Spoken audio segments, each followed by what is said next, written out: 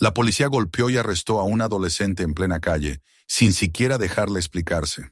Todo cambió cuando llegó su padre, Chuck Norris. Suscríbete al canal y cuéntanos en los comentarios desde dónde nos ves. La noche había caído sobre las colinas de Texas, con una serenidad que solo el campo conocía. El viento se movía entre los pinos con la suavidad de un suspiro, y el canto de los grillos llenaba el aire como un rumor constante. Un telón de fondo que parecía envolverlo todo en una calma antigua. La casa de los Norris, a medio kilómetro de la carretera, se alzaba como un refugio de luz cálida en medio de la oscuridad. Dentro, las lámparas encendidas lanzaban un brillo dorado sobre las paredes de madera, donde colgaban retratos familiares. Fotografías enmarcadas que hablaban de años de esfuerzo, de hijos creciendo, de días tranquilos. Era un hogar que respiraba paz. Chuck Norris estaba sentado junto a la ventana del salón, un vaso de té ya frío a su lado, mientras repasaba las páginas de un proyecto que lo había mantenido ocupado durante semanas. Era una propuesta para un nuevo centro de atención a veteranos, una idea que había nacido del cansancio y la esperanza. Había pasado demasiados años viendo a hombres rotos por dentro, soldados olvidados por el ruido del mundo. A sus 70 y tantos, ya no buscaba combates, sino propósitos. Su rostro curtido por el tiempo conservaba esa mezcla de fuerza y serenidad que lo había hecho inconfundible. Afuera la noche parecía detenerse. Dentro, el reloj del salón marcaba el paso del tiempo con un ritmo lento, seguro, como un corazón dormido.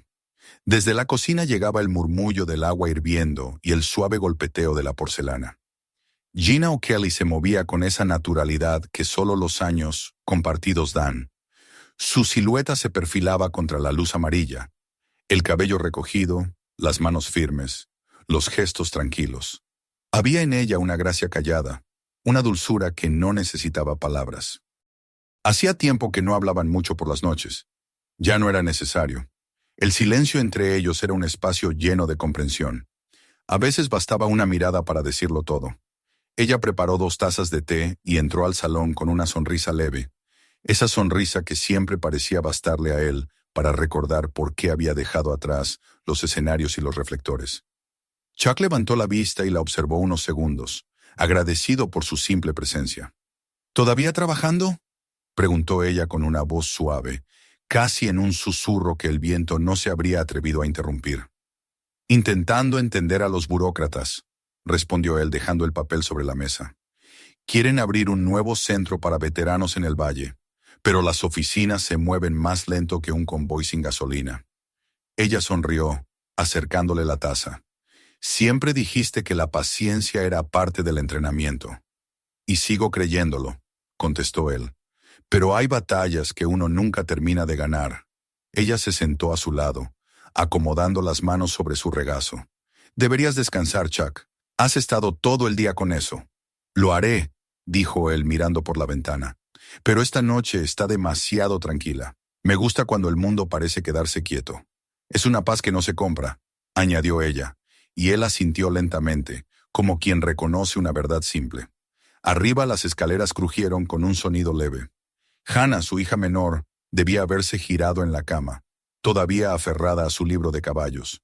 Eric, el mayor, probablemente seguía despierto, concentrado en su tarea de matemáticas. Todo era normal, perfecto incluso.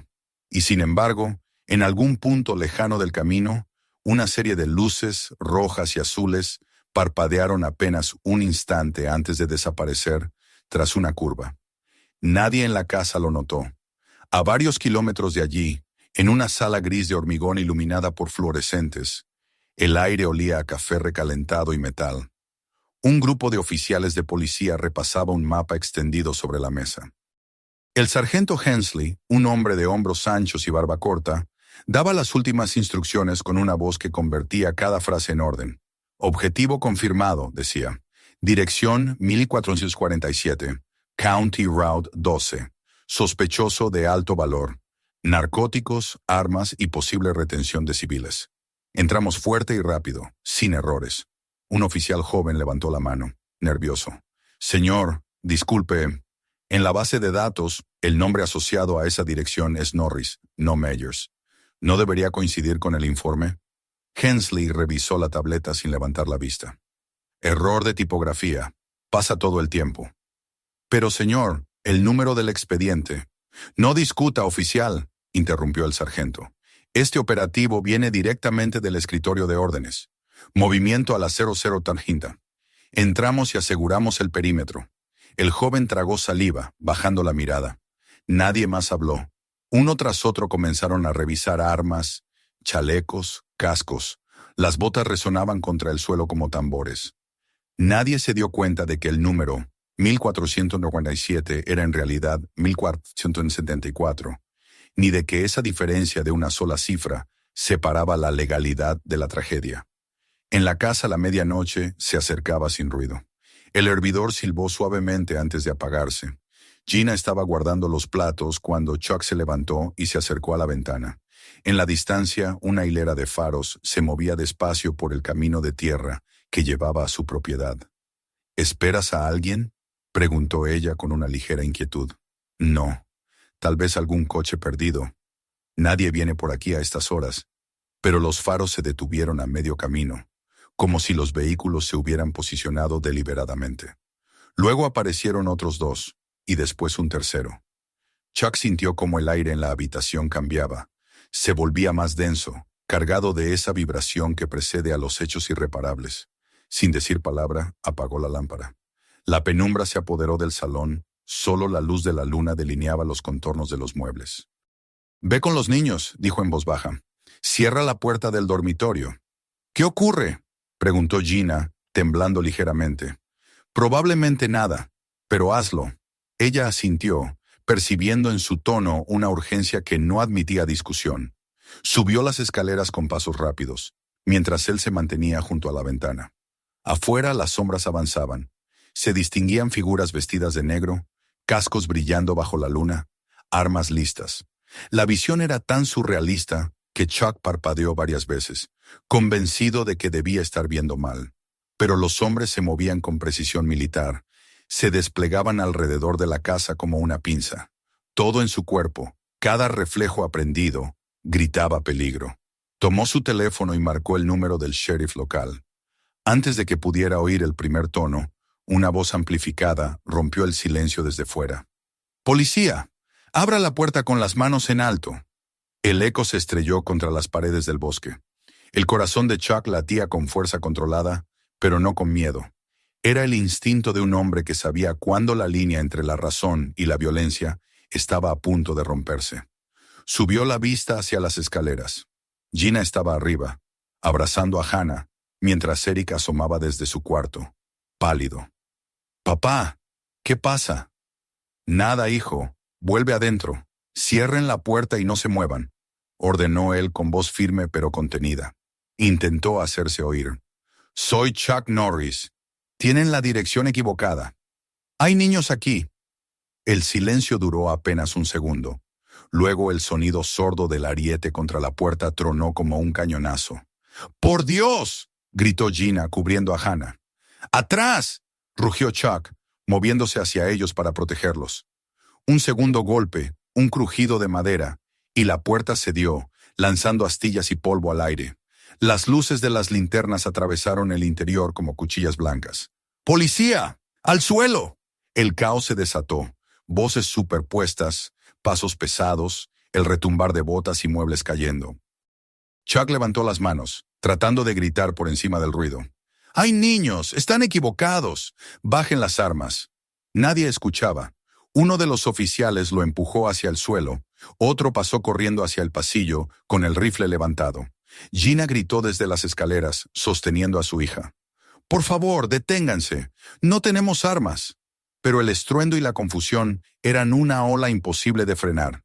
En medio de la penumbra, un destello metálico, el reflejo de un cuchillo sobre la encimera, llamó la atención del más joven de los agentes, el mismo que había dudado horas antes. Su mente, saturada de adrenalina, confundió un brillo con una amenaza. Disparó. El disparo resonó en la casa como un trueno. Por un instante, el tiempo se congeló. Chuck sintió el aire cortarse, el sonido de la porcelana rompiéndose, el golpe seco de un cuerpo cayendo al suelo. Giró y vio a Gina desplomarse, la mano sobre el costado, la taza deshecha junto a ella. El mundo se redujo al olor de la pólvora, al grito de Eric, al sollozo desgarrador de Hannah. ¡Objetivo neutralizado!, oyó decir a alguien. Chuck se lanzó hacia ella, presionando la herida con las manos. Su voz firme, casi militar. Tranquila, mi amor, respira. Estoy aquí, respira. Ella intentó hablar, los labios apenas moviéndose. Los niños están a salvo, no hables. Respira, repitió, con un temblor que no lograba dominar. Necesito un médico aquí, rugió hacia los hombres armados. Le han disparado a una civil. Es mi esposa. El líder del grupo dudó, confundido por lo que veía. Las palabras Chuck Norris comenzaron a resonar en su mente con un eco de incredulidad. Afuera las sirenas se aproximaban. Alguien había llamado refuerzos, creyendo que se trataba de un tiroteo. El joven que había disparado bajó su arma, temblando. Yo no quería. Chuck lo miró con una calma aterradora. Entonces reza para que viva, porque si no, no vas a querer lo que sigue. Los demás agentes comenzaron a retirarse lentamente, la confusión apoderándose de ellos. Nadie sabía quién había dado la orden exacta, ni por qué habían entrado sin confirmación. El suelo del salón estaba cubierto de fragmentos de vidrio y madera, y sobre ellos, la sangre de Gina formaba un charco oscuro. Chuck permaneció arrodillado junto a ella, sosteniendo su mano. Afuera los paramédicos finalmente llegaron. El resplandor azul y rojo de las luces policiales bañó el interior de la casa, tiñendo las paredes con un color espectral. Mientras los médicos la colocaban en una camilla, su mano se deslizó lentamente fuera de la de él. Chuck se levantó despacio, la camisa manchada, el rostro sin expresión. Caminó detrás de los paramédicos hasta la ambulancia. Las cámaras ya comenzaban a llegar. Los vecinos observaban desde la distancia, incapaces de creer lo que veían. Un héroe nacional, un símbolo, convertido en víctima de un error. El motor de la ambulancia rugió y se perdió en la carretera, dejando tras de sí el eco de un mundo que se había roto en un solo disparo. Chuck se quedó un momento frente a la casa, observando el umbral destruido, el humo del polvo aún suspendido en el aire. El viento sopló entre los pinos, trayendo el olor de la pólvora y la madera quemada. Sus labios se movieron apenas, pronunciando palabras que el viento se llevó, pero que resonaron en su mente con una claridad absoluta. Vinieron a la casa equivocada, y mientras el amanecer comenzaba a teñir el horizonte de un gris pálido, Chuck Norris entendió que la paz que había conocido se había ido para siempre. Aquella noche había terminado en fuego, y algo dentro de él, silencioso pero implacable, había despertado para no volver a dormir. La ambulancia atravesaba la oscuridad con las sirenas hiriendo el silencio de la madrugada.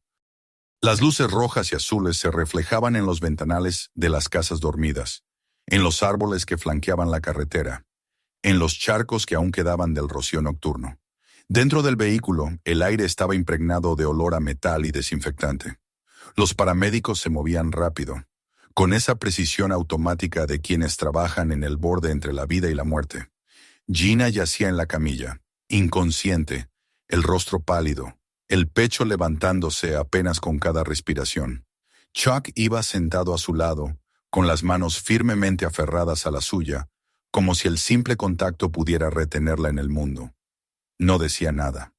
Los sonidos, el pitido del monitor, el golpeteo del equipamiento médico, las voces breves y tensas de los técnicos, se mezclaban en una corriente sorda que él apenas escuchaba.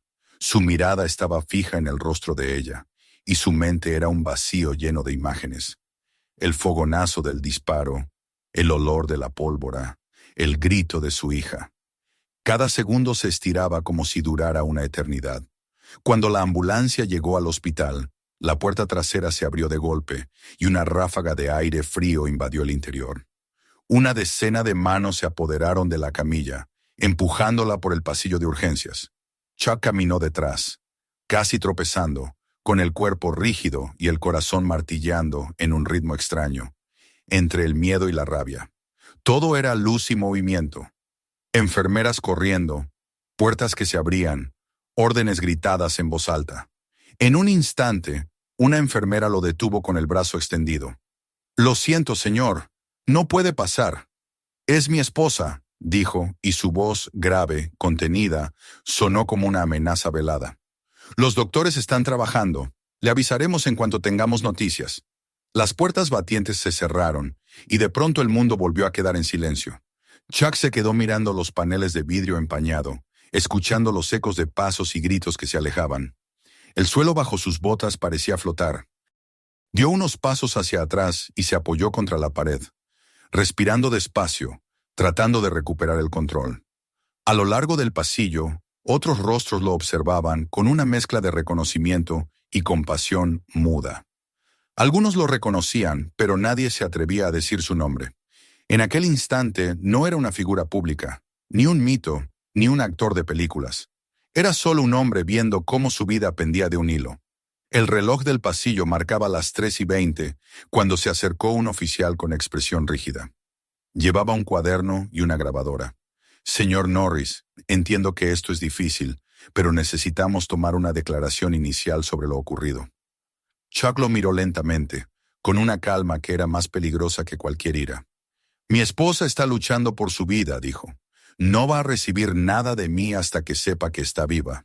El policía intentó replicar, pero la mirada que recibió lo hizo retroceder un paso. Entendido, señor. Lo dejaremos por ahora. Cuando el oficial se alejó, Chuck caminó hasta el baño y abrió el grifo. El agua corrió sobre sus manos manchadas de sangre. Las observó sin moverse. La sangre de Gina parecía no querer irse, como si se resistiera a desaparecer. Las gotas caían y se mezclaban con el agua, girando en espirales que desaparecían por el desagüe. En el espejo, su rostro reflejaba una calma inquietante, una frialdad adquirida en otro tiempo, en otros lugares donde también se había visto obligado a contener la furia. Cerró el grifo, se secó lentamente y regresó al pasillo. Pasó una hora, o tal vez 2. El tiempo se había vuelto elástico. A veces le parecía que apenas habían pasado unos minutos, otras que llevaba días allí. Finalmente, la puerta de urgencias se abrió y un médico de bata blanca salió con el rostro cansado. Señor Norris, su esposa está viva.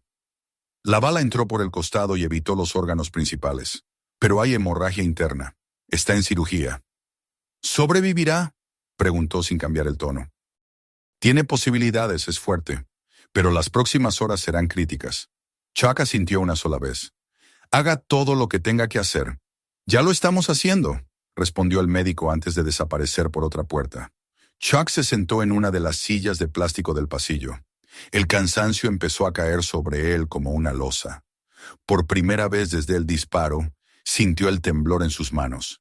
Intentó apretarlas para detenerlo, pero no funcionó. Todo su cuerpo parecía recordar la tensión, el ruido, la adrenalina. Sin embargo, detrás de esa superficie helada, comenzaba a moverse otra cosa, la necesidad de entender. No la ira inmediata del instinto, sino una pregunta más profunda, más peligrosa. ¿Cómo había sido posible? ¿Por qué habían ido a su casa? A varios kilómetros de distancia, en la estación de policía, la atmósfera era de confusión y miedo. El sargento Hensley estaba sentado frente a una mesa metálica, el rostro cubierto de sudor. A su alrededor, los otros miembros del equipo permanecían en silencio. Las radios zumbaban con informes contradictorios. En una esquina, el joven oficial que había disparado, Dempsey, tenía las manos cubiertas de polvo y los ojos rojos.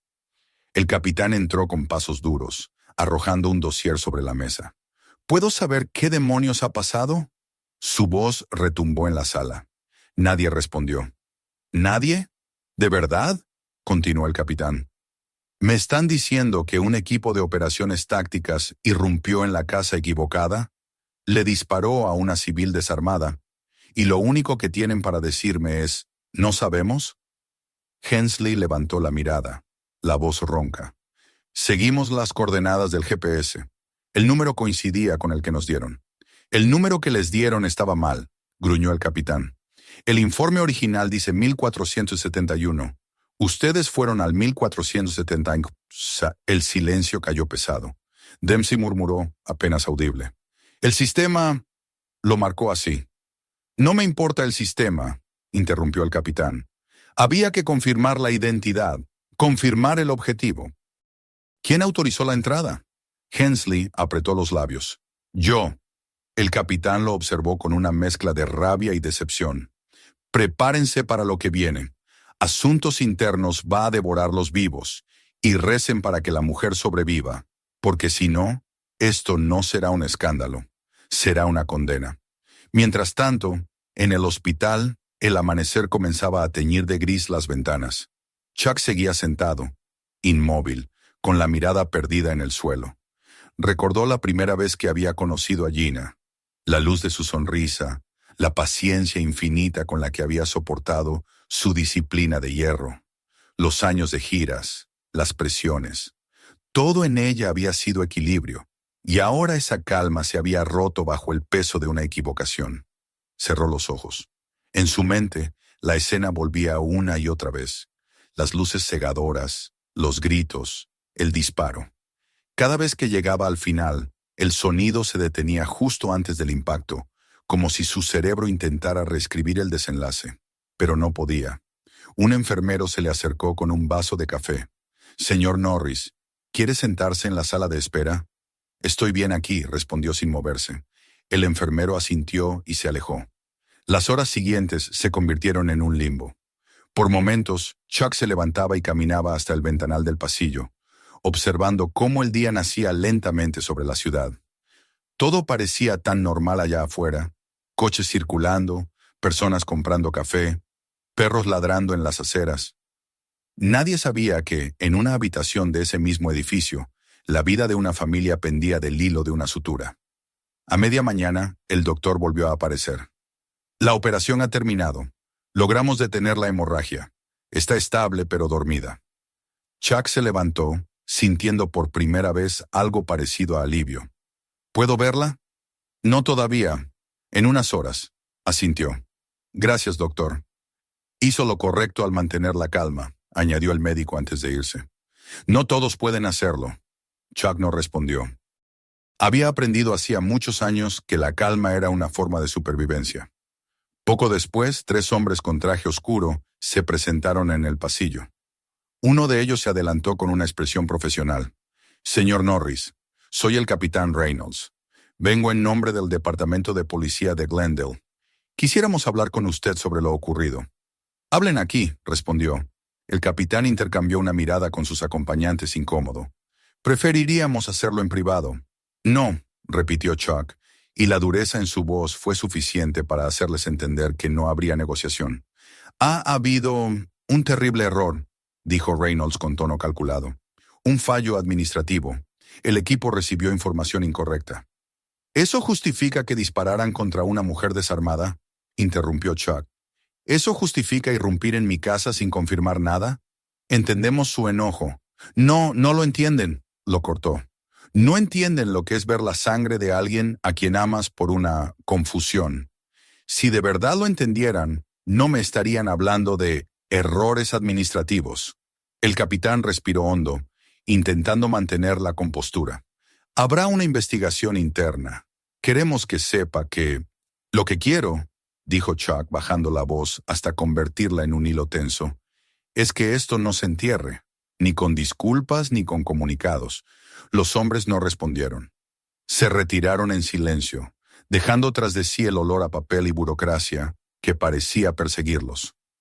Al caer la tarde, el sol proyectó un resplandor anaranjado sobre las paredes del hospital. Chuck seguía sin moverse de su sitio. En algún momento se durmió unos minutos, con la cabeza inclinada hacia adelante. Soñó con el rancho antes del desastre, el sonido del viento entre los pinos, la risa de Gina en la cocina, los niños corriendo por el pasillo. Al despertar, la realidad volvió con una claridad dolorosa. Se levantó y caminó hacia la ventana del pasillo. Desde allí se veía la línea del horizonte teñida de oro. Le vino un pensamiento preciso, casi militar. Todo esto había sido demasiado organizado para ser un simple error. Demasiada rapidez, demasiada seguridad en las órdenes.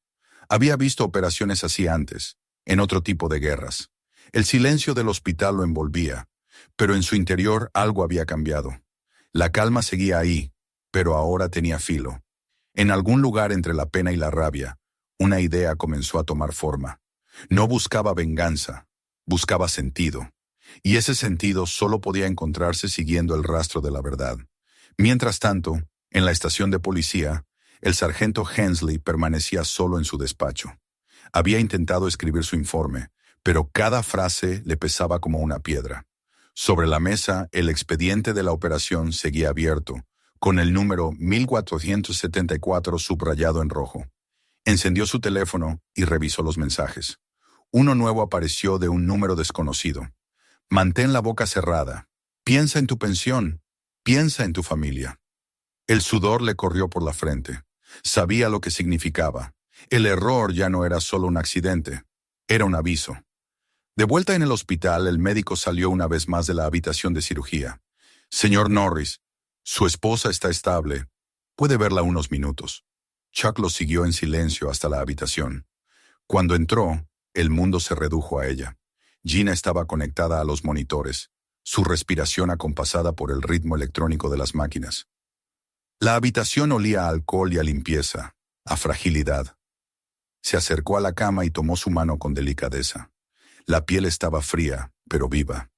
Se inclinó y susurró: «Te tengo, amor. No voy a dejar que esto quede así». No hubo respuesta, solo el pitido constante del monitor. Pero en ese sonido monótono, él oyó algo que lo sostuvo, el latido persistente de la vida. Afuera, el día moría lentamente sobre la ciudad, y con él nacía algo nuevo dentro de Chuck Norris. No era furia ni desesperación, era una certeza. La verdad estaba allí, enterrada bajo el miedo y la burocracia, y él iba a sacarla a la luz, aunque para ello tuviera que enfrentarse a todo un sistema. La guerra había cambiado de forma, pero él seguía siendo el mismo soldado. Y esa noche, en el silencio frío del hospital, comprendió que la batalla apenas comenzaba. El amanecer llegó sin alegría, trayendo una luz blanca que se filtraba por las cortinas del hospital y pintaba la habitación con un resplandor casi irreal. Chuck Norris no había dormido. Su cuerpo estaba sentado, pero su mente seguía recorriendo los mismos pasillos oscuros de la noche anterior, reviviendo el ruido de las botas, los gritos, el disparo, el olor de la pólvora y el rostro de Gina cayendo al suelo. Había pasado tanto tiempo observando guerras, tanto tiempo en combate, que creía haber conocido todos los sonidos del caos. Pero ese disparo, aquel único sonido seco dentro de su propia casa, había destruido algo más profundo que las paredes. Había roto la frontera entre el hogar y el miedo. Miró a su esposa tendida en la cama, los tubos, los vendajes, la palidez que apenas empezaba a recuperar el tono. Cada respiración era una victoria, pero también un recordatorio de lo que había perdido. Ella aún no despertaba del todo. Su cuerpo parecía resistirse a volver, como si temiera lo que encontraría al abrir los ojos. El silencio se rompió con el golpeteo suave en la puerta. Chuck giró la cabeza. Una mujer entró con paso inseguro. Tenía el cabello oscuro recogido en una coleta desordenada y llevaba una chaqueta de mezclilla con una placa de prensa colgando del cuello. «Señor Norris», dijo con voz baja, respetuosa. «Mi nombre es Tasha Reed. Soy periodista del Independent Journal. No estoy aquí por un titular. Estoy aquí porque algo en la historia oficial no encaja». Chuck la observó en silencio durante unos segundos. En su mirada había un equilibrio extraño entre desconfianza y curiosidad. «¿Qué sabe?», preguntó finalmente sin moverse de su sitio. «Sé que la orden de registro que usó la policía fue presentada 4 horas después del operativo», dijo ella, abriendo una carpeta. «Y eso es imposible si el allanamiento ya había ocurrido». «¿Lo puede probar?». «Aún no, pero tengo un contacto en la oficina del juzgado. Me aseguró que alguien alteró los registros digitales para que pareciera que la orden existía antes de la operación». Chuck apoyó los codos en las rodillas y se llevó una mano al mentón. El cansancio le pesaba en la piel, pero sus ojos tenían un brillo nuevo, ese que aparece cuando una sombra empieza a tener forma. «¿Por qué venir aquí? Podría hacer su reportaje sin mí». «Porque lo van a enterrar», dijo ella sin titubear. «Si no tiene pruebas visibles, la historia se convertirá en un lamentable malentendido y todo volverá a la normalidad». Él la miró un momento más y asintió. «Si va a seguir con esto, le conviene hacerlo bien». No les teme, ¿verdad? He recibido amenazas peores por menos, contestó con una sonrisa seca. Entonces busque ese registro. Encuentre quién firmó la orden. Lo haré, pero necesito algo de usted. ¿Qué cosa? Permiso para hablar con el abogado que lo represente y acceso a la copia del informe policial que le entregaron esta mañana. Chuck la observó con atención y luego asintió despacio. Hable con el abogado, pero no confíe en nadie. Si esto es lo que creo que es, no se trata solo de un error. Tasha asintió, guardando los papeles en su bolso. Cuando salió, la habitación volvió al silencio, roto solo por el pitido regular del monitor cardíaco. Chuck se levantó y se acercó a la ventana. Afuera el día comenzaba con su rutina indiferente. Coches pasando, gente caminando, el murmullo de una ciudad que se levantaba sin saber que, en uno de sus hospitales, la verdad dormía con respiración asistida. Horas después, el sonido de una voz lo sacó de sus pensamientos. Gina se movía en la cama, sus párpados temblaban. Chuck corrió hacia ella. «Amor, estoy aquí», dijo en voz baja tomando su mano. Sus labios se movieron apenas. «Los niños están bien. Con tu hermana. Todo está bajo control». Ella intentó sonreír, pero el gesto se convirtió en una mueca de dolor. Sus ojos se llenaron de lágrimas. ¿Qué pasó realmente? Él dudó un instante. No quería cargarla con el peso de su sospecha, pero tampoco podía mentirle. Vinieron a la casa equivocada. Eso es lo que dicen. Pero creo que no fue un error. ¿Cómo? ¿No un error?, preguntó ella, con voz apenas audible. Alguien cambió los números, y alguien se benefició de eso. Ella asintió débilmente, comprendiendo más de lo que podía decir. «No los dejes enterrarlo, Chuck. Promételo». «Lo prometo». Esa palabra, dicha en voz baja, se convirtió en una promesa que lo sostuvo durante los días siguientes. 3 días después del disparo, Gina estaba lo suficientemente estable como para dormir sin sedantes.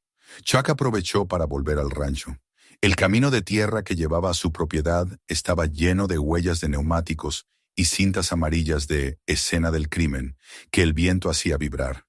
El aire olía a humedad y madera. Cuando abrió la puerta rota, el sonido del silencio lo golpeó como una ola. Las paredes seguían marcadas por los golpes del ariete, el suelo cubierto de astillas y vidrios.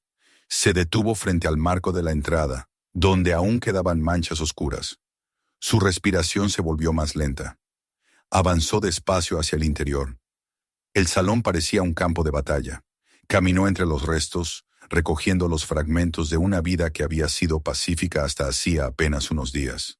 En el suelo, cerca del sofá, algo brilló bajo la luz que entraba por la ventana. Se agachó y recogió un casquillo de bala. Lo sostuvo entre los dedos, frío, pesado, y lo guardó en el bolsillo. El sonido de un coche interrumpió el silencio. Chuck giró y vio una patrulla estacionarse al final del camino. De ella bajó el sargento Hensley. Vestía de civil, pero su postura seguía siendo la de un hombre que cargaba demasiado peso. Caminó hacia él con paso lento. «Señor Norris», dijo deteniéndose a unos metros. «Sé que no hay palabras suficientes para...» «No las hay», interrumpió Chuck. «¿Qué hace aquí?» «Vine a disculparme. Vine porque...» «Esto no fue un accidente. No del todo». Chuck no respondió, esperando. Hensley bajó la mirada. «Recibimos órdenes de intervenir en la propiedad 1474. Cuando el error se descubrió, alguien del departamento cambió los registros para que pareciera que el allanamiento era legal. ¿Por qué? Porque hay intereses en esa zona. El ayuntamiento lleva meses empujando un proyecto de desarrollo industrial. Necesitaban limpiar las propiedades marcadas como conflictivas. Su rancho estaba incluido por error en esa lista». Chuck dio un paso hacia él, el rostro tenso. ¿Está diciendo que usaron a la policía para amedrentar a propietarios? «No puedo probarlo», dijo Hensley. «Pero recibí una llamada anónima la noche después del operativo. Me dijeron que mantuviera la boca cerrada si quería conservar mi pensión». «¿Quién lo llamó?» «No lo sé, pero era alguien del ayuntamiento, o al menos sonaba como uno de ellos». Chuck lo miró un largo momento. «Entonces hable, denuncie». «¿A quién?» «Asuntos Internos está implicado. Nadie escuchará». Chuck se acercó un paso más, bajando la voz. Entonces yo escucharé, y no seré el único. Hensley lo miró con una mezcla de culpa y alivio. Le diré todo lo que sé, pero le advierto, esto va más alto de lo que imagina. Ya he estado en guerras que empezaron por mentiras, dijo Chuck. Esta no será diferente. Cuando el sargento se fue, el viento volvió a recorrer la casa. Chuck permaneció unos minutos más, mirando alrededor, sintiendo cómo la furia que había intentado contener se transformaba en otra cosa, en una determinación fría, controlada, casi militar. Se acercó a la pared donde aún colgaban algunos retratos, torcidos por el impacto de las explosiones. Enderezó el de Gina y los niños. Luego salió, cerrando la puerta destrozada detrás de él. Esa misma tarde se reunió con Tasha Reed en una cafetería cerca del hospital. Ella había avanzado en su investigación. Encontré correos entre la oficina de permisos y un contratista llamado Westland Holdings, dijo mientras extendía unos papeles. Es la empresa que lleva el proyecto de reurbanización del condado. Su dirección aparece mencionada en una nota interna. Priorizar intervención en propiedades de bajo valor o potencial de disputa legal. ¿Y mi casa aparece ahí? Sí, respondió ella. Pero lo curioso es que la fecha es anterior a la orden del operativo. Querían sacarme del terreno, dijo Chuck con voz baja, o a cualquiera que estuviera ahí. La lista no tiene nombres, solo coordenadas. Él asintió, mirando los documentos. ¿Qué pasa con el oficial que disparó? Suspendido pero protegido. Lo están manteniendo fuera de los medios. Dicen que su testimonio no es confiable por estrés psicológico. Y el sargento, lo están investigando, aunque parece más un castigo que una búsqueda de verdad. Chuck apoyó las manos sobre la mesa. Entonces lo haremos nosotros. Durante los días siguientes, Chuck y Tasha comenzaron a construir un caso. Ella contactó a su fuente en la oficina del juzgado, quien confirmó que los registros del operativo habían sido alterados. También logró obtener copias de las órdenes originales. El número correcto era 1471. El error en el dígito era el disfraz perfecto para encubrir un movimiento ilegal. Chuck reunió pruebas propias. Las marcas en el suelo, las horas exactas registradas en su cámara de seguridad, las coordenadas del GPS de los vehículos policiales. Todo coincidía con una entrada sin autorización. Cuanto más profundizaban, más claro se volvía que el operativo había sido una pieza dentro de un engranaje mucho mayor. Una noche, sentado junto a la cama de Gina, Chuck repasaba los documentos cuando ella abrió los ojos. «No has dormido», dijo con voz débil. «Tampoco tú», respondió él, sin dejar de leer. Ella lo observó unos segundos. «¿Qué has encontrado?» «Demasiado y nada al mismo tiempo. Cada pista lleva a otra oficina, a otro nombre. Pero todo apunta a un mismo sitio. Dinero. Quieren las tierras». Ella asintió lentamente. «Prometiste que no lo dejarías pasar. Y no lo haré, pero necesito hacerlo bien. No con ira, sino con hechos». Ella sonrió apenas. «Esa es la parte de ti que siempre me salvó». Cuando volvió a mirar los papeles, una nueva idea comenzó a tomar forma. No bastaba con exponerlos. Había que hacerlo públicamente sin dejarles espacio para esconderse. A la mañana siguiente se reunió con un viejo amigo, un abogado llamado Randy Caldwell, exmilitar como él. «Esto huele a conspiración», dijo René tras revisar los documentos. «Si lo que dices es cierto, no solo fue negligencia, fue abuso de poder. Pero necesitas más que sospechas, Chuck. Necesitas pruebas verificables. Las conseguiré. Y cuando las tengas, no podrás retroceder. Nunca he retrocedido de una pelea justa». René lo miró con respeto, pero también con preocupación. «Entonces prepara el terreno. Lo que estás por hacer puede costarte más que tu reputación». «Ya me costó mi paz», respondió Chuck. «Lo demás no me importa». Esa noche, el viento soplaba fuerte sobre el hospital. Desde la ventana de la habitación, Chuck miró las luces lejanas de la ciudad. Gina dormía tranquila, y el monitor sonaba con ese pitido que se había vuelto casi un reloj para él. Cerró los ojos y pensó en todo lo que había descubierto. Sabía que aún faltaba lo peor: las amenazas, los silencios, los intentos de comprar su silencio. Pero también sabía algo más. Había pasado su vida luchando contra enemigos que se veían venir. Ahora debía enfrentarse a los invisibles, a los que llevaban corbata y sonrisa. Se inclinó sobre Gina y le susurró: «Te lo prometí, amor. No descansarán hasta que el mundo sepa la verdad». Fuera la noche se extendía sobre la ciudad, cargada de presagios. En una oficina del centro, un hombre trajeado cerró su computadora después de leer el informe de Tasha Reed. Marcó un número en su teléfono. «Tenemos un problema», dijo con voz baja. Norris no se está quedando callado. Escuchó unos segundos y luego añadió: «Entonces háganlo callar». Y así, mientras la ciudad dormía, el destino se movía en silencio, preparando el siguiente golpe. Pero Chuck Norris ya no era un hombre esperando justicia. Era la justicia misma tomando forma, con el corazón endurecido por la pérdida y la determinación de un soldado que sabía que la guerra, esta vez, había llegado a su puerta para quedarse. El amanecer trajo un aire denso, cargado de humedad y presagio. El hospital, que en los primeros días había sido un refugio, empezaba a sentirse como una prisión de pasillos interminables, luces frías y murmullos contenidos. Gina mejoraba lentamente. Ya podía incorporarse unos minutos, hablar sin esfuerzo y sostener su taza de té. Pero Chuck, aunque aliviado por verla sonreír de nuevo, sentía cómo algo en su interior se tensaba cada día más. Había iniciado una búsqueda, y ahora esa búsqueda lo estaba transformando. No era solo la necesidad de justicia lo que lo movía, sino una intuición profunda, casi instintiva. Lo que había ocurrido no era un error aislado, sino una pieza dentro de una red cuidadosamente tejida. Cada palabra del sargento Hensley, cada documento que Tasha Reed le entregaba, cada mirada evasiva de los funcionarios a los que se acercaba, confirmaba lo mismo. Alguien poderoso había querido que esa noche ocurriera.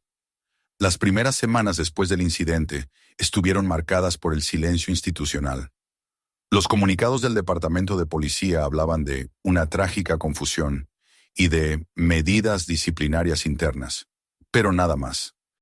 Los canales de televisión repetían las mismas frases redactadas por los abogados del ayuntamiento, evitando mencionar los nombres de los responsables. Chuck observaba esas emisiones con los brazos cruzados y el ceño fruncido, reconociendo el lenguaje de la manipulación. Había visto esa clase de estrategia muchas veces antes, en otros escenarios, cuando el poder necesitaba que el público olvidara. Una tarde, sentado en la habitación del hospital junto a Gina, leyó un correo que Tasha le había reenviado. Era un mensaje filtrado desde la oficina del alcalde. Se recomienda cerrar el caso con un acuerdo confidencial, ofrecer compensación inmediata y evitar litigio público. Riesgo de exposición mediática si Norris insiste. La frase lo golpeó con una claridad gélida. Todo encajaba. Querían comprar su silencio. Cerró la pantalla y miró a Gina. Ella lo observaba, comprendiendo sin necesidad de preguntar. «¿Qué van a ofrecer?», dijo ella con voz serena. «Dinero», respondió él, como si eso pudiera borrar lo que hicieron. «Y no lo aceptarás». «No, esto no es una transacción, es una verdad». «Entonces prométeme algo, Chuck», dijo ella, tomando su mano. «No dejes que la rabia te ciegue. No luches con sus armas». Él asintió. «No lo haré con violencia, pero no me quedaré callado». 2 días después salió del hospital por primera vez desde aquella noche. El aire libre lo golpeó con una mezcla de alivio y nostalgia. A lo lejos, el cielo se abría en una franja azul sobre los campos. Lo esperaba Tasha Reed en un viejo sedán, con un montón de carpetas sobre el asiento trasero. «Conseguí más correos», dijo apenas lo vio subir. «Y algo más. Hay una empresa llamada Westland Holdings que financió parte de la campaña del alcalde. A cambio, obtuvieron derechos de desarrollo sobre terrenos del condado, incluyendo el suyo». Chuck tomó los papeles y los hojeó lentamente. Así que la policía no actuó sola. No, actuó como instrumento. Tenían que sacar a los propietarios que se negaban a vender. Usaron órdenes falsas para intimidar. Algunos firmaron. Usted fue el único que no estaba en la lista original, pero su dirección se confundió con otra. Una confusión demasiado conveniente. Exactamente. Tasha lo miró un momento antes de añadir. También descubrí que el fiscal del distrito está frenando la investigación. Si no presionamos desde fuera, esto morirá en los tribunales. Chuck apoyó los codos en las rodillas, mirando hacia el horizonte. Entonces iremos más allá del tribunal. Iremos a la gente. Durante los días siguientes, el trío que formaban Chuck, Tasha y el abogado Rennie Caldwell se convirtió en una pequeña célula de resistencia. Se reunían en la casa de Renee, donde las persianas permanecían cerradas y los teléfonos apagados. Sobre la mesa se acumulaban carpetas, fotografías, copias de correos electrónicos y transcripciones.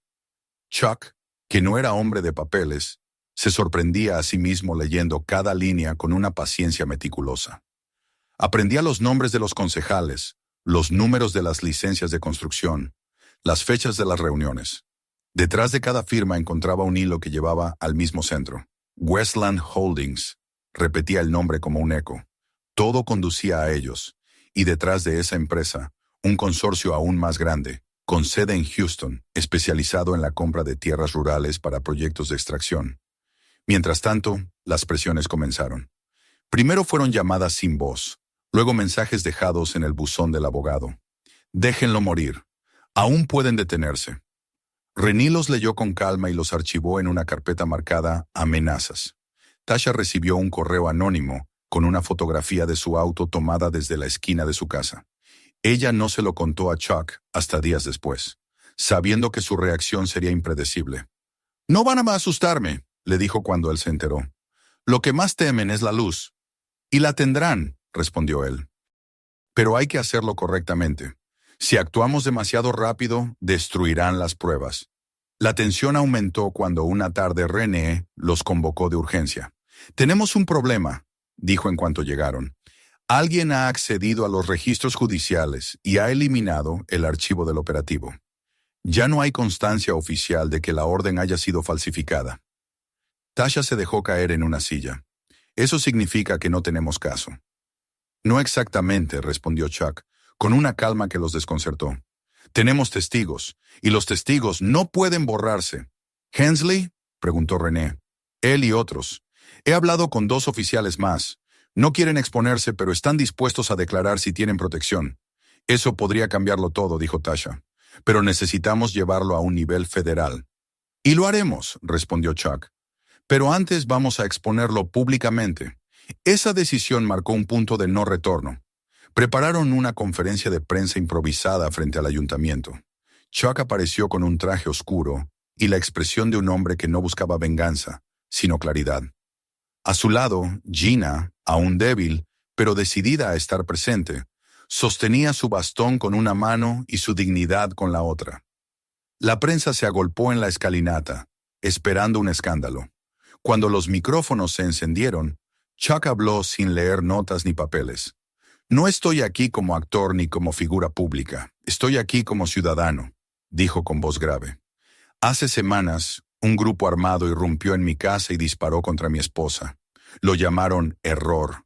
Pero un error no borra registros, no falsifica órdenes ni compra silencio. Lo que ocurrió fue un abuso de poder. Y cuando el poder se esconde, la verdad debe salir». Los flashes se encendieron como relámpagos. La declaración se difundió en cuestión de minutos. Las redes sociales estallaron con mensajes de apoyo, indignación y llamados a la transparencia. El nombre Westland Holdings apareció por primera vez en titulares, y con él, la sospecha pública que hasta entonces se mantenía contenida. Esa misma noche, la oficina del alcalde emitió un comunicado acusando a Chuck de difundir teorías sin fundamento y atacar la integridad de las instituciones. Pero ya era tarde. El país entero sabía lo que había pasado. Los medios nacionales comenzaron a llegar al pequeño condado tejano. Programas de investigación enviaron reporteros, y cada entrevista que Chuck concedía se convertía en una pieza más del rompecabezas. Gina, desde el hospital, veía las transmisiones con una mezcla de orgullo y temor. Sabía que esa exposición traería consecuencias. Y las consecuencias llegaron. 3 días después de la conferencia, el abogado Renee fue detenido brevemente por obstrucción de procedimiento y liberado sin cargos. Tasha fue seguida por un vehículo sin matrícula durante 2 noches consecutivas. En la entrada del hospital, alguien dejó un sobre con una sola frase escrita a mano. «Esto no es una película. Detente». Chuck lo leyó y lo rompió en silencio. «No van a detenerme», le dijo a Gina esa noche, mientras le acariciaba la mano. «No ahora. Ella lo miró con un brillo de orgullo y de miedo. Prométeme que, pase lo que pase, no perderás quién eres. No puedo prometerlo, respondió él, pero puedo prometerte que no perderé lo que nos une. Las semanas siguientes fueron una sucesión de días grises y noches largas. Las amenazas se intensificaron, pero también lo hicieron las pruebas. Tasha logró obtener una grabación de voz anónima. Era Hensley, nervioso, admitiendo que había recibido presiones para cambiar su informe. Aquella grabación se convirtió en su carta más fuerte. Chuck y Renee la entregaron a un contacto en la Oficina Federal de Investigaciones, junto con la documentación reunida. Por primera vez, el caso se elevó a un nivel donde las autoridades locales ya no podían manipularlo. Pero el precio fue alto. El acoso se volvió constante, las llamadas, las cartas, incluso rumores de sabotaje. Una noche, agotado, Chuck se sentó frente a la chimenea de su casa, o lo que quedaba de ella, y observó las brasas morir lentamente. Afuera, el viento soplaba, haciendo crujir los árboles. Recordó las palabras de su esposa: no luches con sus armas, y entendió que tenía razón. No bastaba con enfrentarlos. Debía demostrarles que la verdad podía ser más fuerte que cualquier amenaza. Cerró los ojos y respiró hondo. En ese silencio se dio cuenta de algo esencial. Ya no era una guerra de violencia, sino una guerra de resistencia. No necesitaba armas, solo la determinación de no rendirse. A la mañana siguiente, cuando el sol apenas comenzaba a levantarse sobre los campos, Chuck caminó hacia el hospital con una carpeta bajo el brazo. Dentro estaban los documentos, las fotos, las grabaciones, todo lo que habían reunido. Gina lo esperaba en el vestíbulo, acompañada por Tasha. ¿A dónde vas?, preguntó ella. Al Juzgado Federal de Dallas, respondió. Hoy todo comienza oficialmente. Gina sonrió débilmente. Entonces tráeme buenas noticias. Él la besó en la frente y salió sin mirar atrás. Mientras conducía por la carretera, el paisaje se extendía como un mar dorado bajo el amanecer. Por primera vez en mucho tiempo, Chuck sintió una calma distinta. Sabía que la batalla aún no había terminado, pero también sabía que había recuperado algo que creía perdido. La fe en la justicia, no como una palabra, sino como una acción. Detrás de él, en el retrovisor, la silueta del hospital se hacía pequeña, y con ella quedaba el eco de todo lo que había sufrido. Delante, la ciudad lo esperaba, y con ella, el siguiente capítulo de una lucha que ya no era solo suya. Esa noche, cuando volvió, Gina dormía profundamente. El televisor mostraba en silencio las imágenes del día: su llegada al tribunal, los periodistas, las declaraciones de los abogados. Sobre la pantalla, un rótulo resumía lo que el país entero comenzaba a comprender. Chuck Norris demanda al Departamento de Policía por corrupción y abuso de poder. El titular parecía el cierre de una historia, pero en realidad era el principio de algo más grande. Afuera la luna ascendía sobre las colinas. En el viento las ramas de los pinos se movían suavemente, y por primera vez desde aquella noche maldita, el rancho respiró algo parecido a la paz. Pero Chuck sabía que no era el final. Solo un breve respiro antes de la tormenta que vendría. Porque la guerra sin armas había empezado, y él estaba dispuesto a llegar hasta el último rincón donde se escondiera la mentira. El sol aún no había salido cuando Chuck Norris se vistió con el mismo traje oscuro que había usado en el funeral de su hermano hacía más de 30 años. Lo hizo en silencio, con movimientos lentos y precisos, como si cada gesto fuera parte de un ritual. En el espejo del pequeño apartamento que había alquilado cerca del tribunal, su reflejo le devolvía el rostro de un hombre cansado pero intacto, con los ojos llenos de algo que ya no era ira, sino una calma que nacía de la certeza. A su lado, sobre la mesa, estaba la carpeta que contenía los documentos finales del caso: informes periciales, copias de órdenes judiciales falsificadas, grabaciones y las declaraciones de los testigos. Había pasado meses reuniendo cada pieza de esa montaña de pruebas, y ahora todo se reducía a unos pocos días en un tribunal. Cuando salió al amanecer, la ciudad aún estaba dormida. El aire era fresco, cargado de esa tensión previa a los grandes momentos. Sabía que lo que ocurriría a partir de esa mañana no sería solo una cuestión personal, sino un juicio contra una forma entera de corrupción disfrazada de autoridad. El Tribunal Federal de Dallas estaba rodeado de periodistas. Desde que su historia había salido a la luz, el caso se había convertido en un fenómeno nacional. Algunos lo apoyaban con fervor, otros lo acusaban de buscar protagonismo. Chuck caminó entre las cámaras con la misma firmeza con la que había caminado una vez hacia un ring o un set de filmación, sin mirar a nadie, sin responder a las preguntas. Gina lo esperaba en la entrada, apoyada en su bastón, acompañada por Tasha Reed y Rennie Caldwell. Su rostro aún mostraba las huellas del trauma, pero su mirada irradiaba una luz serena, la de alguien que había elegido perdonar, pero no olvidar. Al verla, Chuck sintió que el peso de los meses de lucha se aligeraba apenas un poco. Se acercó y la tomó de la mano. Ella sonrió. ¿Lista?, preguntó él. Siempre, respondió con un hilo de voz, y entraron juntos al edificio. La sala estaba llena. Los bancos del público estaban ocupados por periodistas, activistas y curiosos. En la primera fila, los abogados del departamento de policía revisaban papeles con rostros tensos, mientras el fiscal federal ajustaba su corbata. Frente a ellos, el juez Morales, un hombre de mirada cansada pero recta, tomó asiento y pidió silencio. El juicio comenzó con la lectura de los cargos: uso excesivo de la fuerza, manipulación de documentos oficiales, encubrimiento y obstrucción de la justicia. Las palabras resonaron en el aire como campanadas. Chuck las escuchó sin moverse, con las manos entrelazadas sobre la mesa, los ojos fijos en un punto invisible. En su mente la escena volvía. La puerta derribada, los gritos, el disparo. Pero ahora ese recuerdo ya no lo atormentaba. Era la raíz de su determinación. El primer testigo fue el sargento Hensley. Subió al estrado con el rostro gris, las manos temblorosas. Durante meses había vivido entre el miedo y la culpa, pero cuando miró a Chuck sentado frente a él, comprendió que había llegado la hora de hablar. «Señor Hensley», comenzó la fiscal, «¿puede explicar a este tribunal qué ocurrió la noche del operativo?» El hombre tragó saliva y asintió.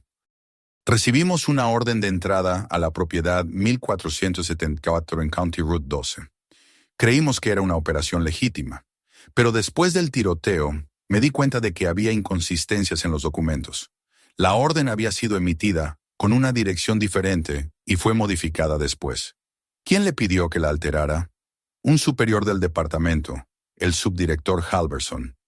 Me dijo que debía ajustar los datos para que coincidieran». Un murmullo recorrió la sala. El nombre de Halverson era conocido. Uno de los hombres más poderosos dentro del cuerpo policial del estado. ¿Le ofrecieron algo a cambio? Me prometieron que todo quedaría en silencio, que era por el bien del departamento. ¿Y usted aceptó? Sí, respondió Hensley con voz quebrada. Pero no podía seguir viviendo con eso. Chuck lo observó con una expresión contenida. No había odio en su rostro, solo una tristeza profunda. En el fondo sabía que ese hombre no había sido el monstruo, sino uno de tantos engranajes. Cuando el interrogatorio terminó, Hensley bajó del estrado con los hombros hundidos, pero su mirada, al pasar junto a Chuck, era la de alguien que había recuperado un pedazo de dignidad. El segundo testigo fue el oficial Dempsey, el joven que había disparado aquella noche. Entró escoltado, con la cabeza baja. Durante meses había vivido aislado, bajo vigilancia psicológica. Cuando lo llamaron al estrado parecía más un muchacho perdido que un policía. «Oficial Dempsey», dijo la fiscal con tono sereno, «¿puede decirnos por qué disparó?» El muchacho cerró los ojos un momento. Creí que alguien tenía un arma. Era oscuro, había ruido, gritos. Mi entrenamiento me dijo que reaccionara. No vi con claridad. Disparé, y cuando la vi caer, supe que había cometido el peor error de mi vida. ¿Le ordenaron entrar sin verificar la información? Sí, nos dijeron que había sospechosos armados, que era peligroso. ¿Y después del incidente? Nos hicieron firmar un informe falso. Dijeron que la víctima había atacado. Era mentira. Las lágrimas le corrieron por el rostro. En la sala, el silencio era absoluto. Chuck respiró hondo. No había consuelo posible para lo ocurrido, pero escuchar esas palabras, bajo juramento, era una forma de justicia. El turno siguiente fue para los peritos técnicos. Presentaron la grabación recuperada de una de las cámaras corporales. La imagen temblorosa llenó la pantalla. Las luces de las linternas, los gritos, el caos. Luego, el disparo. Un instante de silencio y la voz desgarrada de Chuck gritando el nombre de su esposa. Muchos de los presentes bajaron la vista. Cuando terminó la proyección, el juez pidió una pausa. En el receso, Gina tomó la mano de su esposo. «Ya está saliendo a la luz», susurró. «No importa lo que digan después. Ya está». «No», respondió él.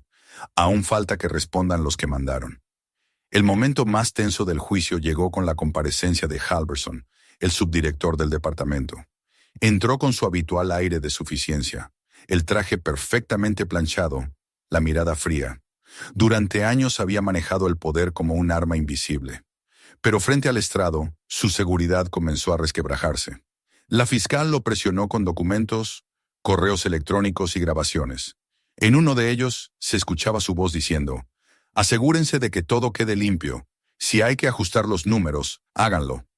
Su defensa intentó argumentar que era una instrucción administrativa, pero el tono de la grabación era inequívoco. «Señor Halverson», preguntó la fiscal, mirándolo fijamente, «¿reconoce su voz en esta grabación?» El hombre titubeó un instante antes de decir: «Sí, pero eso no prueba que...». «Prueba que sabía lo que hacía», interrumpió ella. El público contuvo la respiración. El juez pidió orden. Halverson bajó la cabeza. Por primera vez en su carrera, se dio cuenta de que no podía controlar la narrativa. A lo largo de los días, los testimonios se fueron acumulando como ladrillos en un muro. Ex empleados municipales, técnicos informáticos, incluso un contratista de Westland Holdings, declararon haber recibido presiones para modificar registros. Cada palabra era un golpe a la estructura del encubrimiento. Chuck asistía a cada sesión con la misma postura. Recto, atento, sin interrumpir. Pero cada tanto, cuando una verdad crucial salía a la luz, cerraba los ojos brevemente, como si la confirmación de sus sospechas doliera tanto como la herida original. Cuando llegó el momento de las declaraciones finales, el aire en la sala era espeso. El juez pidió a las partes que expusieran sus conclusiones. El abogado de la defensa intentó presentar a los acusados como víctimas de un sistema desorganizado y hablar de errores humanos. Renee Caldwell se levantó entonces, tomó la palabra y caminó lentamente hacia el centro de la sala. «Errores humanos», repitió. «Así llaman ustedes a una bala que atraviesa el cuerpo de una mujer inocente. Así llaman a un sistema que falsifica documentos para proteger intereses económicos. Pero no estamos aquí para discutir errores. Estamos aquí para juzgar decisiones. Cada uno de los implicados tomó decisiones. Entrar sin verificar, disparar sin confirmar, mentir para cubrir. Y cada una de esas decisiones tuvo una consecuencia. La justicia no repara, pero restaura la verdad. Y la verdad, señores, está frente a ustedes». Su voz resonó con una calma implacable. En el fondo de la sala, algunos periodistas escribían frenéticamente. Chuck la observó con respeto. Era la primera vez en semanas que sentía que alguien hablaba no por él, sino por todos los que alguna vez habían sido silenciados. El juez Morales pidió silencio y se retiró para deliberar. La espera fue larga. Afuera, una multitud se había congregado frente al edificio, sosteniendo carteles con frases como «Nadie está por encima de la ley» y «Justicia para los Norris». El sol caía cuando finalmente el juez regresó. La sala se puso de pie. Su voz sonó grave y clara. Tras revisar las pruebas y escuchar los testimonios, este tribunal encuentra a los acusados culpables de manipulación de documentos oficiales, obstrucción de la justicia y uso indebido de la fuerza. Se ordena la apertura de una investigación penal sobre el proyecto de Westland Holdings y la suspensión inmediata de todos los implicados. Un murmullo recorrió la sala, seguido de aplausos que el juez mandó a detener. Chuck sintió un peso caer de su pecho. No era triunfo, era alivio. Miró a Gina, que tenía lágrimas en los ojos. Ella apretó su mano con fuerza. «Ganamos», susurró. «No», dijo él con voz baja. «Nadie gana en algo así, pero al menos se hizo justicia». Al salir del tribunal, los flashes de las cámaras lo cegaron. Tasha Reed lo esperaba en las escaleras, rodeada de reporteros. ¿Algún mensaje para el público, señor Norris?, preguntó alguien. Chuck se detuvo, miró a su alrededor y dijo simplemente: «La fuerza no está en el puño, está en la verdad que uno se atreve a defender». Y siguió caminando, mientras detrás de él la multitud estallaba en vítores. Esa noche, de regreso en el hospital, Gina lo esperaba sentada junto a la ventana. La ciudad brillaba a lo lejos. «¿Y ahora qué harás?», preguntó ella. Chuck la miró y sonrió por primera vez en mucho tiempo. «Ahora reconstruiremos, no solo la casa, todo». Ella asintió, y por un momento el silencio volvió a ser lo que había sido antes. Un espacio lleno de paz. Los meses siguientes trajeron consecuencias. Varios altos funcionarios fueron procesados, el alcalde renunció y el proyecto de Westland Holdings fue cancelado. Pero más allá de las noticias y los titulares, algo había cambiado en el corazón del país. El nombre Norris se convirtió en símbolo de resistencia pacífica. En entrevistas, Chuck evitaba hablar de venganza. La justicia, decía, no es castigar, es limpiar lo que estaba sucio. Cuando todo terminó, regresó al rancho con Gina. El lugar había sido restaurado. Nuevas paredes, nuevos muebles. Pero la misma tierra, el mismo horizonte. En el atardecer, mientras el viento movía los pinos, ella se apoyó en su hombro. «No sé si alguna vez podremos olvidar». «No tenemos que hacerlo», respondió él. «Pero sí podemos empezar de nuevo». El cielo se teñía de rojo y en el aire flotaba una sensación de cierre, como si el universo, al fin, hubiera exhalado después de una larga contención. Esa noche, antes de entrar a la casa, Chuck se detuvo un instante frente a la puerta.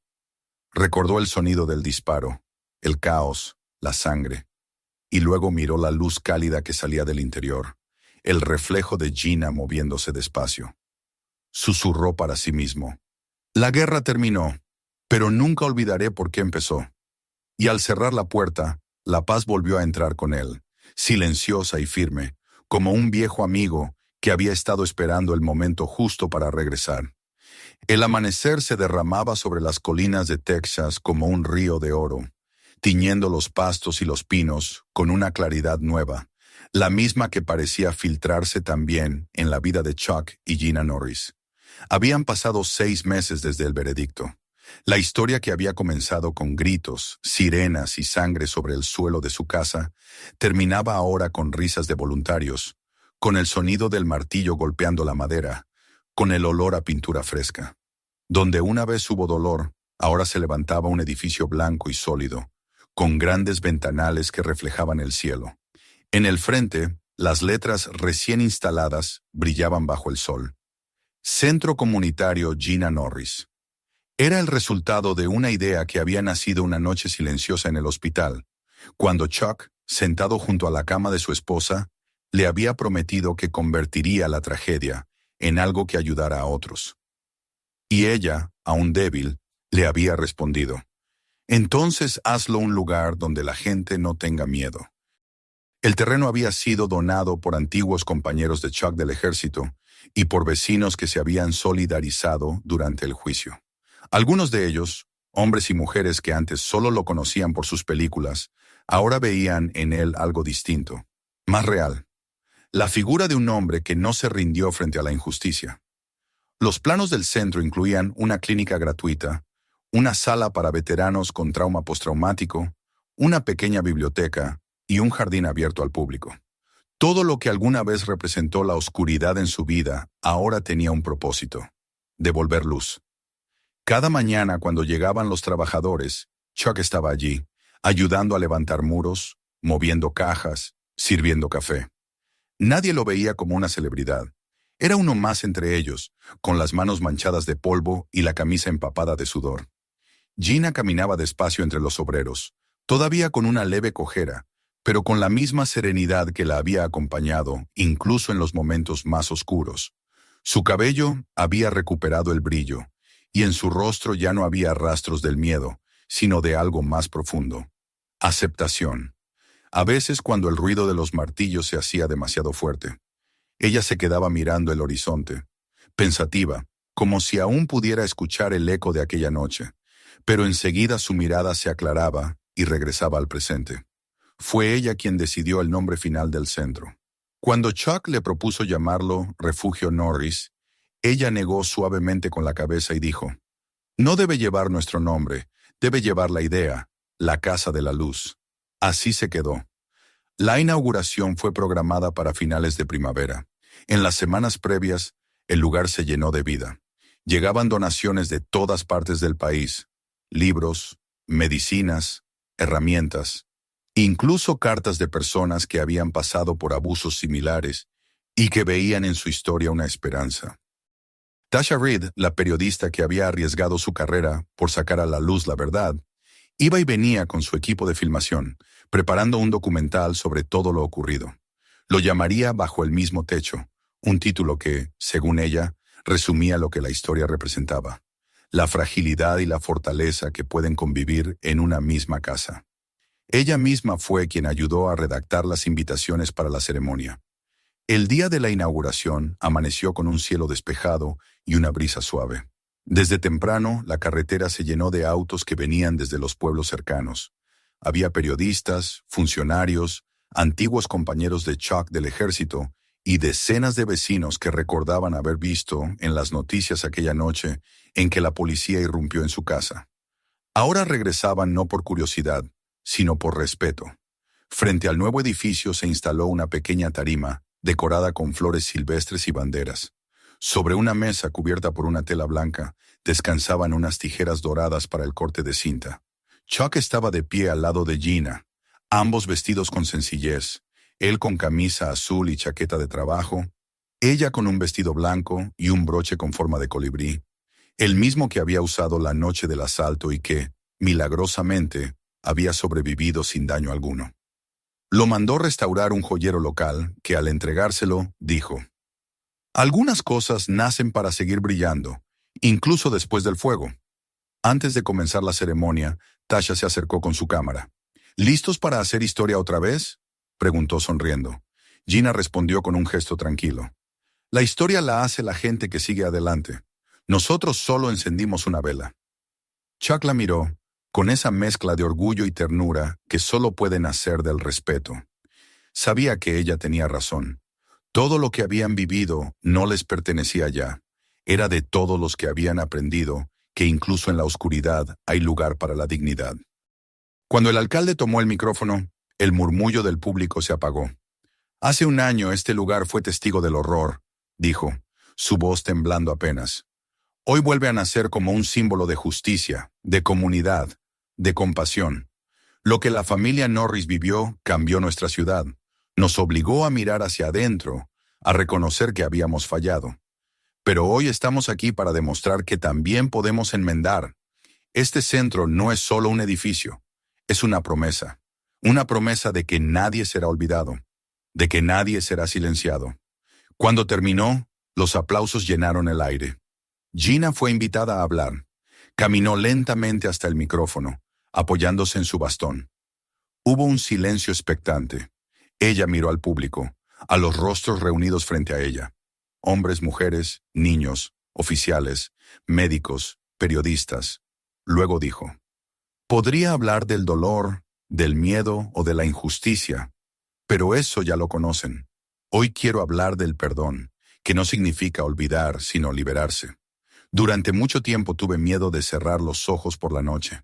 Creía que el silencio solo traería recuerdos, pero aprendí que el silencio también puede traer paz, si se llena con propósito. Este centro es ese propósito. Aquí cada persona que haya sufrido, cada veterano, cada madre sola, cada joven sin esperanza, encontrará una puerta abierta, y esa puerta no se derribará nunca». Su voz tembló un poco al final, y Chuck subió a su lado. Le tomó la mano y juntos cortaron la cinta. El aplauso fue largo, cálido, casi reverente. En ese instante, mientras la tela roja caía, el viento sopló con fuerza, levantando pétalos de las flores y haciendo que la bandera ondeara con un sonido que recordaba el rumor de una respiración profunda, como si la tierra misma exhalara. Durante el resto del día, la gente recorrió las instalaciones. En la clínica, enfermeras jóvenes mostraban los equipos donados. En la biblioteca, un grupo de niños escribía mensajes en papeles de colores que luego colgaron en un mural que decía «Razones para seguir». Entre los visitantes había antiguos miembros de la policía local. Algunos, que habían renunciado después del escándalo, se acercaron a Chuck para estrecharle la mano. Uno de ellos, un hombre mayor con la mirada cansada, le dijo, «Nos enseñó que el deber no es obedecer, sino hacer lo correcto. Gracias por recordárnoslo». Chuck respondió con una sonrisa leve. «Gracias por no mirar a otro lado». Tasha grababa todo, moviéndose con discreción, captando los gestos, las miradas, los silencios. Cuando cayó la tarde, el sol se reflejó en las ventanas del centro, como si cada una fuera una antorcha. En ese momento, la periodista se acercó nuevamente a Chuck. «¿Qué siente ahora que todo esto terminó?», preguntó. Él miró alrededor, los niños corriendo, los voluntarios riendo, el sonido del agua del nuevo estanque en el jardín. «Que nada termina», respondió. «Que la paz hay que construirla todos los días, como una casa que nunca se termina de pintar». Tasha sonrió. «Esa será la última frase de mi documental». «Entonces asegúrate de escribirla bien», bromeó él. Cuando cayó la noche, las luces del edificio se encendieron una a una. Desde lejos, el centro parecía un faro. Gina y Chuck se quedaron en el jardín, bajo el cielo que empezaba a llenarse de estrellas. Un grupo de jóvenes voluntarios encendió velas y las colocó alrededor del estanque, formando la silueta de un colibrí. Era idea de su hija, Hannah, que había querido rendir homenaje a su madre con ese símbolo. «El colibrí es pequeño, pero tiene un corazón que no se detiene nunca», había dicho al proponerlo. Al ver la figura brillar sobre el agua, Gina se llevó una mano al pecho y sonrió. «¿Sabes?», dijo. «A veces pienso que el destino no nos destruye, solo nos redirige». Chuck la miró. «A nosotros nos llevó de vuelta a la luz», ella asintió. «Y ahora le toca a otros encontrarla aquí». El viento trajo el eco de las voces, risas y canciones. La música de una guitarra sonaba en algún rincón, acompañada por palmas suaves.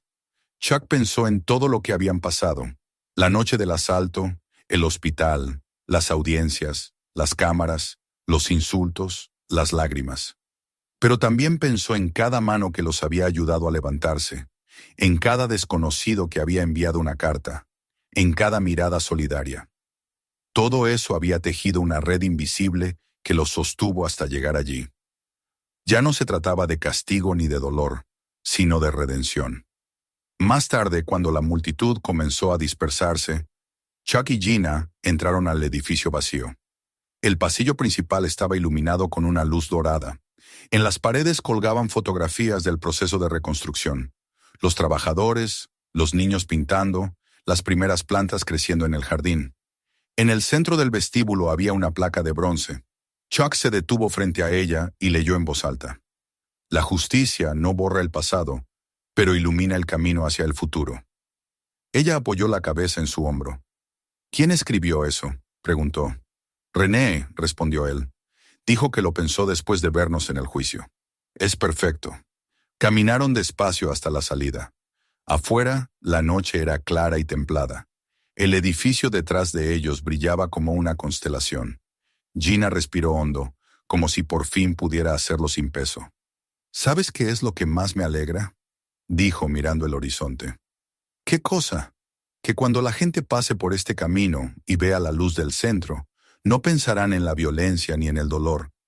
Pensarán en ayuda, en esperanza. Eso significa que ganamos». Chuck la abrazó. «Sí», dijo en voz baja. «Ganamos, pero no con fuerza, con amor». El silencio los envolvió mientras el viento agitaba suavemente las hojas de los árboles. A lo lejos, el canto de un coyote se perdió en la distancia, y la luna, alta sobre el tejado del centro, parecía una lámpara vigilante. Chuck la miró un momento más, consciente de que cada final verdadero no era un cierre, sino una puerta. Y esa puerta, pensó, estaría siempre abierta, no solo para quienes buscaran ayuda, sino para quienes aún creían que la justicia podía tener rostro humano. Antes de irse, volvió la vista atrás una vez más. Las ventanas seguían encendidas, proyectando su reflejo sobre el jardín. Era como si el edificio respirara.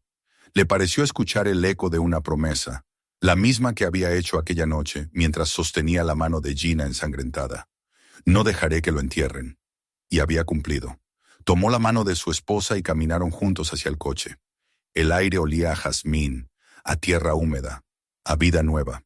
Mientras se alejaban, las luces del centro quedaban atrás, firmes, resplandecientes, como un corazón que late en medio de la oscuridad.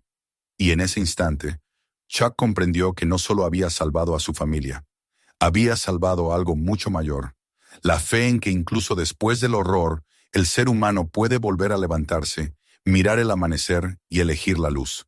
Si te gustó esta historia, suscríbete al canal para no perderte los próximos videos. Mira también las otras historias del canal y comparte este video con tus amigos. ¿Desde qué país nos estás viendo?